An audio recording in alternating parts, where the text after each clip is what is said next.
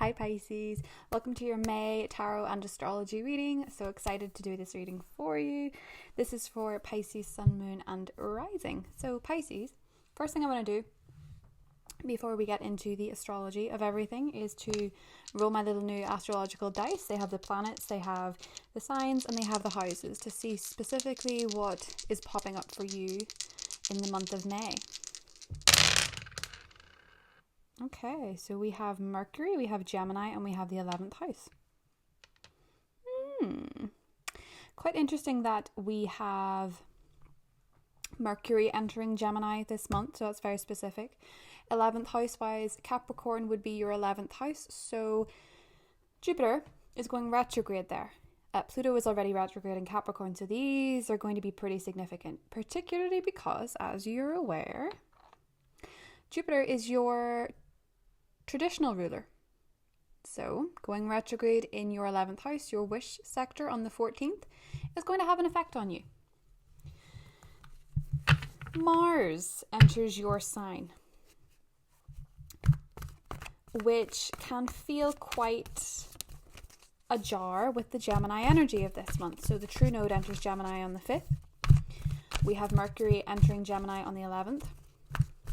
And we have Venus retrograde, of course, the big thing in Gemini. From the 13th of May, it retrogrades. It's already in Gemini, and it will remain in Gemini right up until August. And I know what you're thinking, you're probably not liking that very much, but romantically speaking, you know Mars actually is a big key player in relationships, right? The full moon in Scorpio makes an aspect with Mercury, but it also makes an aspect with Neptune in your sign. And in doing this, it frees up a lot of interesting conversations for you, but a lot of spiritual conversations as well. Scorpio is your 9th house. It's philosophy. It is a lot to do with the way that we think. Gemini season is a lot to do with the way that we think, but the way that you think, Pisces, is getting a particularly interesting focus. Now, Jupiter going retrograde in Capricorn in your 11th house. Jupiter in your 11th house is incredibly benefic. Keep that in mind. But Jupiter going retrograde, the Tower. This came out for, I believe, Scorpio right off the bat. Interesting. The Sun and Uranus conjunct, Mercury and Uranus conjunct, all the Taurian energy of Uranus, bringing surprises, bringing a lot of changes into our world, is asking you, Pisces, to build on new structures, build things that can last. The Tower moment speaks a lot to the last 5 to 6 months. That's Saturn-Pluto conjunction in your 11th house. The way that you achieve the things that you want, the wishes that you have, are all being into focus and they're all being readjusted. In fact, they're being transformed. Readjustment is a light way to say it. But the way that you wish, the things that you want within your life, the things that you want within your grasp, are all being redefined in 2020. And in redefining them, because you get that clarity, because you get that understanding, you're more likely to get what you want. Jupiter retrograde is asking you yet again, are you sure you want this? High Priestess. The Tower and the High Priestess, a spiritual awakening. A lot of you are experiencing it already. Headaches, sleeplessness, waking up, seeing repeating numbers. Whatever it means for you, Pisces, you're having a real shift in your consciousness. The full moon in Scorpio is going to do that for you. Especially if you have Scorpio in your chart, particularly around 17 degrees, it's really going to shift your consciousness. Now, the Gemini energy that we talk about is occurring in your 4th house of home and family. Very appropriate. Venus retrograde there is going to make you want to stay at home. It's going to make you want to redecorate. Be careful about redecorating because you might change your mind. Your style, your furnishings, your comforts are all going to be transformed, and you may find yourself reaching for things that are vintage or very familiar. Even in music and in money, You will want to make investments in your home. It's not really the time to be buying a house or making any big changes financially, because you'll probably change your mind, just to be aware. But this conscious shift, this awakening that you're having, Pisces, is really rattling you a little bit, because spiritual awakenings, we know, can be very uncomfortable. Saturn retrogrades in your 12th house takes the brake off a little bit, takes the edge off a little bit, puts the brakes on ever so slightly, yet it makes you more psychic. Mars entering your sign pushes you to follow the dreams you want to follow. In shedding your skin, in emerging from this as a new version of yourself, you have to be gentle and patient with yourself. You have to be aware that a lot of the things that you like are changing. A lot of the ways that you do things are changing. A lot of the ways that you love are changing. A lot of the ways that you perform are changing. And if other people are telling you that you seem different, that you seem not yourself, or they're not in favor of your growth, I don't think it matters to you. The Wheel of Fortune is changing. That's Jupiter going in reverse. You understand Jupiter better than you think you do. You understand, 5 of Cups, that you need to shift your perspective. You need to, Jupiter retrograding is initially going to make you feel a little bit pessimistic. There's a lot of pessimistic energies coming up, because when you go through this awakening, Pisces, you can't help but see the suffering in the world. You can't help but see the injustice in the world, and it pulls you down if you let it. It pulls you down and it makes you feel very emotional. And initially, Jupiter tipping in a different direction is going to make you feel a bit sensitive, a bit seesawy. Breathe through it. Be gentle with yourself. Because Mars entering your sign, the world, is indeed shifting your consciousness. It is indeed making your world different, but it's good different. You're going to get your optimism back. Around mid-May, as I say, be very gentle with yourself. Be very patient with yourself. Allow yourself to breathe. Allow yourself to feel emotions that you thought you had worked through, or you were doing better from. Be patient with yourself, because fate has a very interesting shift going on for you. Very interesting indeed. The Fool, the Moon, and the 4 of Wands.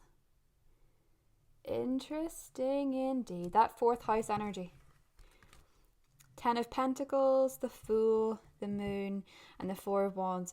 In breaking free from the things that were always the way they were, in shifting what makes you feel comfortable, because this is a number 4 year, so it may sound a little bit repetitive in the readings. In shifting your idea of security and your idea of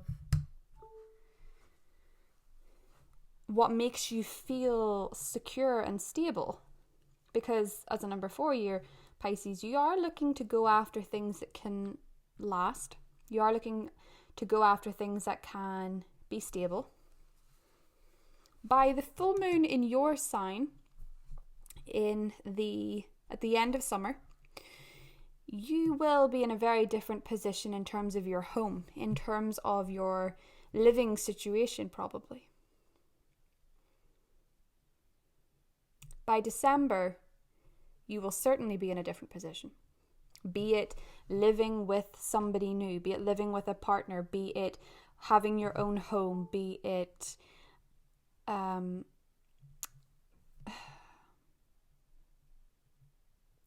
a more secure job or a more secure relationship. You're going to have it, because you now have the confidence and the universal backing and support to go after it. The thing about Jupiter here is that initially you may feel as though you're going through a little spout of bad luck, right?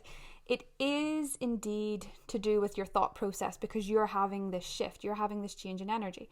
You are feeling differently, and you're feeling, as I say, a little bit wobbly, a little bit insecure mid-May. That's okay. That is fine.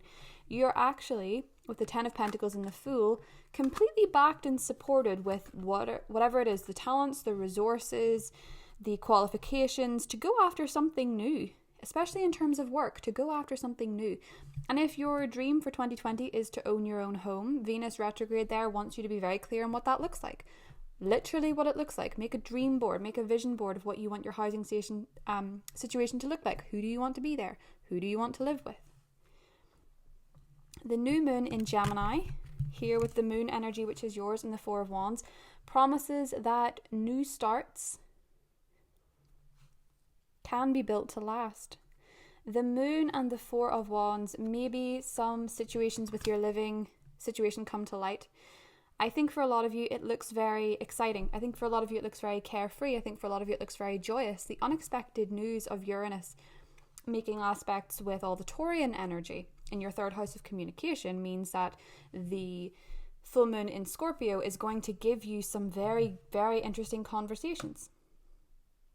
The thing is, I feel that your pessimism is probably unfounded a lot of the time in May. If you're feeling that little tilt with the Five of Cups, you're feeling that 3 spilled on the ground rather than the 2 that's being offered to you. Because the 2 cups that are being offered to you with the world mean that the 2 cups are actually very special. And the Four of Wands is saying this is very special. When it comes to matters of the heart, the moon is saying that there are some things within you that you could do with being a little bit more, you could do with having a little bit more faith in your romantic life. Page of Swords, 8 of Swords, and the 3 of Cups, and the Page of Wands and the Ace of Swords. And there's the King of Cups. Interesting. With the star, that's you. We'll get more into that in the extended, but what I see here with the Page of Swords, the 8 of Swords, communication that you've been dreading or communication that you thought was never going to happen, or something that you felt very anxious or upset about, is actually going to go in your favor a lot. Somebody could be a fire sign, but somebody is going to give you a message that you feel very excited about, that gives you a lot of clarity, it gives you a lot of momentum, and it makes you feel as though your wishes are indeed coming true. King of Cups and the Star. As we can see with the Knight of Wands there as well, very likely a fire sign, but also as likely a fellow water sign. Ooh, my microphone. My microphone's falling over. Today the Mercury conjunct Uranus is messing up technology. But that's just my clumsy elbow. So Pisces, what I'm seeing for you in terms of the astrology in particular is an emphasis on the home, but it's also asking you, as I say, to have a bit more faith and a bit more patience with your love life. The thing about Venus retrograding in your 4th house, whether you're coupled or single, or whatever your situation is, you could do with really revisiting what it is within you that feels quite insecure about the way that love is given to you or the way that it's received. It's asking you to revisit this, but it is asking you to keep optimism going, because there is something, I feel, very likely coming out of this period where you feel quite uncertain. Something very likely that you can count on. Something that you can the ever unfolding rose. This is so perfect. Cracked open. It's happening for you, not to you. So perfect. It's so perfect. It is telling you that life is happening for you. The Wheel of Fortune in the world make that very clear. Please don't get stuck in a feeling like everything is just going wrong when it's not. Don't get stuck on the minor things. Look at the bigger picture, the things that are going right for you, Pisces, that feel really, really, really nice. You could, with the 5 of Cups, go downhill, and your perception could be that it will never work for me. Spider, spin yourself this web where you feel very caught up in the mundane and the routine. But the key with the spider energy is to, quite simply, do things because you love to do them. Engross yourself in the things that you love. This is all happening for a reason. Whatever's going on in your life is happening for a very beautiful reason. And I do feel with the 4 of Wands being your final card, which I think will clarify because there's still a degree of uncertainty with you, I feel. The 4 of Wands being your final card suggests that you're in for very happy times in Gemini season in particular. You're in for a celebration. You're in for commitments, you're in for marriage, you're in for loving unions, you're in for new homes, you're in for all sorts of things. King of Pentacles, possibly with an earth sign. There's the Lovers. There we go. Possibly with an earth sign, possibly a Virgo actually, I think. But it doesn't really matter of the sign. The King of Pentacles just speaks to that energy of stability. I think for a lot of Pisces people, you are finding that, and this could indeed be career, it could indeed be business, but you are indeed ready to take a lot of responsibility in your life financially this year and boss up to the things that have made you feel fearful. And the key to getting this big successful energy, whether it is a successful couple goals kind of vibe going on, whatever that is, whether it's a successful romantic union, whether it's a successful business, successful in career, the key to getting to that, Pisces, is to lay some firm foundations in your heart in May, to feel comfortable to deal with changes, to feel confident that you can see the glass half full, to feel confident that you can make the best of any situation, and to feel confident that you can deal with bigger money or bigger responsibilities or bigger love, because love in the way that I think you want it is going to make you more responsible, because you have to put so much into it to get so much out of it.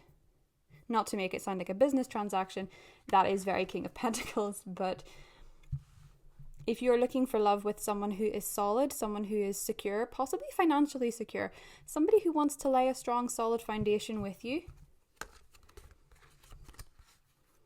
then by the new moon in Gemini, I think you're very clear of who that might be. Or you're very clear with your partner of how to put that down. You guys are talking about homes, you're talking about investing in each other, investing in the relationship. Really beautiful, that.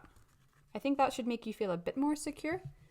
Hold on to that when you're having these little tippy moments, because the Wheel of Fortune, when it shifts, when Jupiter shifts, we can get very pessimistic.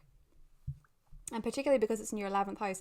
In terms of your friendships as well, be careful of acting on impulse. Be careful of reading into the situation wrong, right?